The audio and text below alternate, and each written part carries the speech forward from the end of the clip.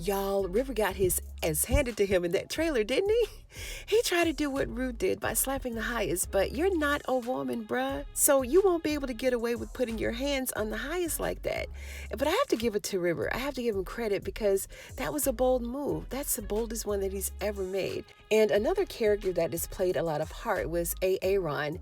Aaron, shout out to VKJ TV, who calls him Aaron. And if you're a fan of good comedy, then you'll know exactly why he calls him Aaron. Now, this is my review, commentary, breakdown of Tyler Perry's Ruthless Season 3, episode number 20, titled Dance and Punishment.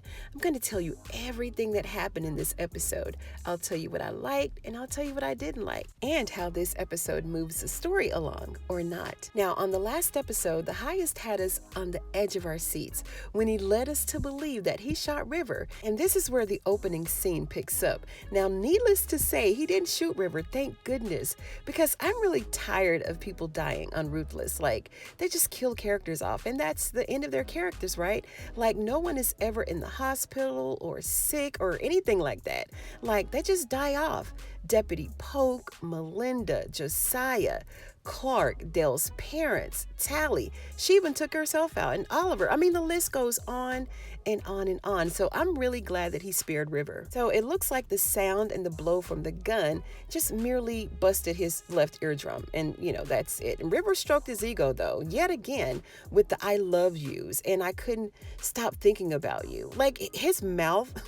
His mouth always gets him in trouble, but the highest doubted this because in the last episode, River was scared to pull the trigger. So he doesn't believe River and he wants to send him to the punishment trailer. Then we cut to Joan and her naive and unknowing cohorts who also heard the gunshots. This caused Aaron to be concerned, and he doesn't like all the gunfire that he and Lauren have heard so far during their little visit and orientation process. And Joan is trying to get him drunk, clearly. And I really don't see how they're able to stay in that finance trailer for so long, drinking alcohol, having a good old time without being interrupted. And Aaron suddenly had to go to the bathroom.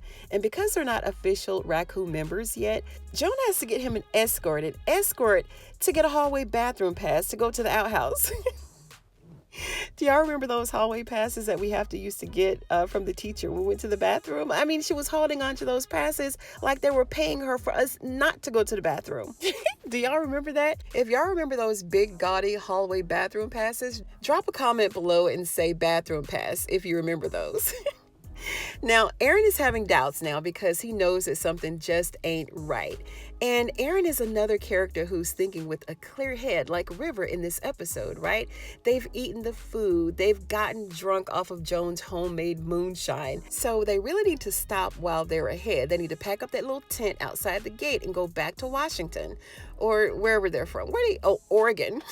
Go back to Oregon, because if they hang around any longer, they're going to be walking around with purple robes on within the hour. And see, that wife, Lauren, she's hard-headed. Lauren said she waited too long to join, and she ain't going nowhere. She told her husband that maybe he should go home. And I posted a prediction video on Aaron and Lauren, like during the break, and I'll leave it linked above. So if you haven't checked it out, go ahead and watch it, share it, comment on it. You know the drill. But Aaron said, bump this, I'm going to wait on the porch. And the way that Lauren is acting, this is not what she was giving in the trailer when she was with Ruth a couple of episodes ago, right? She seemed unsure and very uncomfortable, but now she feels good and headstrong about staying there on the compound. So we can see who wears the pants in this marriage, right? Then in our next scene, Ruth pulled up on Manny, who's about to pass out. She pulled up on him to give him those Percocets that she promised him. Well, they're not Percocets, but we don't know what kind of pills they are. But we know that they're supposed to stop his pain. And Manny is coming up with 1,000,001 reasons why he shouldn't take the pills. Oh, what if they find out that you gave them to me? Oh, what if something jumps off on the compound? Oh, what if this? Oh, what if that? Like, I'm like, bruh. You ain't in no condition to do nothing anyway. Like, what you gonna do? You can't even run around the tub, so you might as well take them. So Ruth heard River getting his handed to him outside the trailer, right? And Manny is all too familiar with the highest time with River, and he knows that the highest doesn't like to be disturbed, so he told Ruth not to go in there. And in the meantime, our tour guide of the month, Joan, she came back to get Aaron to go to the bathroom and discovered that he was already gone. Then she went into panic mode because Aaron is out there all alone wandering the compound by himself. Then we see an overly excited Zane, and she told Ruth that she wants to ask the highest to punish Elder Mother by pulling the levers down on that electric chair. And this all came as a surprise to Ruth that there was even an electric chair inside one of the trailers. And Zane knows that if she takes the initiative on punishing people, that the highest will be pleased with her. Ruth told her that that was a bad idea and convinced her to wait for the highest on his porch instead. Now, the highest is still disappointed with River, and he wants him to be loyal and obedient. He made River thank him for not actually shooting him, but then his mind flip mode again, and he wants River to try to prove himself loyal by putting the gun in his mouth and then pulling the trigger. Then he told River that the gun isn't completely empty. There may be still one in the chamber. Like, he's playing all these mind games. Like, this is crazy. And River just basically said, F this ish. Like, he stood up and he slapped the highest. He told him, I done had about enough of your crazy ass. And what did he do that for? Tyrone went in on that ass. Oh yeah, he went in. I really felt sorry for River because he actually thought that he could pull the same moves that Ruth pulls on the highest. Like, River, no, you can't do that because you don't have the same parts as Ruth. Okay, there is a difference. Zane made it up to the trailer and told Manny that she needs to see the highest. And Manny told her to get lost pretty much. Then she started effing with him, right? And told him that he was useless, that he had a gun, he couldn't use it. Then she kicked him, boom. Right in between the middle, right there. Yes. Then she took off running. Do y'all remember that game we used to play a long time ago called Hit and Run? If you remember Hit and Run, then you're going to reveal your age, so be careful with that one. So while Zane is running around the compound trying to see the highest, Ruth snuck into the torture trailer, and she was warning Elder Mother about Zane's mind snapping. But all Elder Mother could see is red when it comes to Ruth. Ruth told her that she was there to warn her and that she's trying to save her. She told her that Zane is going to punish her. She even offered to put the lock on the trailer door from the outside just to keep Zane and anyone else from entering. But no. All Elder Mother could think about, first thing out of her mouth, I know you're not pregnant. I just wait till the pregnancy test comes back. What? Girl, she's trying to save your life here. But Elder Mother wouldn't listen, nor does she believe that Zane wants to punish her. And Ruth wants to save Elder Mother because she knows that Elder Mother is the only one who cooks his food. She's the only one who knows what he likes, and most importantly, she's the only one who knows how to lace it with the medication to keep him calm. So Ruth is trying to save everyone at this point because without the laced Waffle House plates, the whole compound is at risk of drinking the Kool-Aid at any moment. And we all should know this. So let's move on to the trailer with Slow, Ignorant, and Stupid. Brian's a slow one, Malcolm's the ignorant one, and Andrew is stupid. Man, these are the most brainless FBI agents I've ever seen. So Daikon took it upon himself, even though he's tied up too, to just F with Brian about Lynn. He shared with the boys that Lynn said that Brian's maker stick was limp and he couldn't keep it up if he tried. Malcolm grew tired of listening to Daikon insult Brian, and he revealed that the FBI has all sorts of video and reports on the compound. So he turned informant right then and there in front of his coworkers.